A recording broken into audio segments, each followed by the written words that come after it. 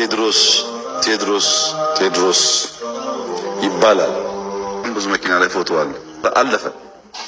ተመልሰው ምንም ማድረግ አይችሉም። ታሪክ ነው። ሞቶ ማሸነፍ ይላል። ፈሪ ሸሽቶ ሲድን ባፉ ሊሾምበት ሺህ ገዳይ ነኝ ይላል ሽሟች በሌለበት። በየጦሩ ሜዳ በየትግሉ አቀበት ጀግናው ሞቶ አልቆ ማን ይመስክርበት። ጠቅላዩን ያስቆጣው የተወዳጁ አርቲስት ቴዲ አፍሮ አስገራሚ ግጥም።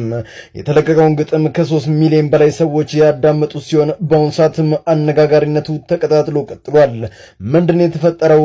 መረጃዎችን አጋራችኋል። ሞቶ ማሸነፍ ይላል። ፈሪ ሸሽቶ ሲድን ባፉ ሊሾምበት ሺህ ገዳይ ነኝ ይላል ሽሟች በሌለበት። በየጦሩ ሜዳ በየትግሉ አቀበት ጀግናው ሞቶ አልቆ ማን ይመስክርበት።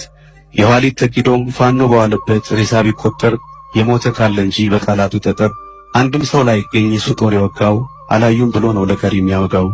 እኛም ሁል ጊዜ የተረፈ አግነን የሞተ እየረሳን ፈሪ በምላሱ ሰላም ከሚነሳን ገዳይ ብቻ ማድለጥ እንዳይሆንብን ሱስ ሞቶ ማሸነፍን እንማር ከኢየሱስ።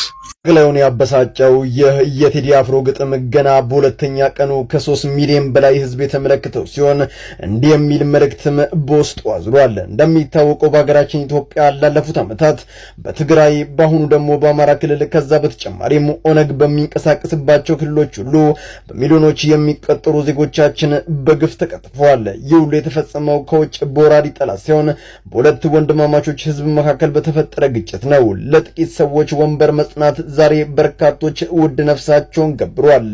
በሕይወት ያሉ ያሸነፉ ቢመስላቸውም ዛሬ እንደቀድሞ እንላለን። መግደል መሸነፍ ነው። ሰላም፣ ፍቅር፣ አንድነት ለደጉ ህዝባችን።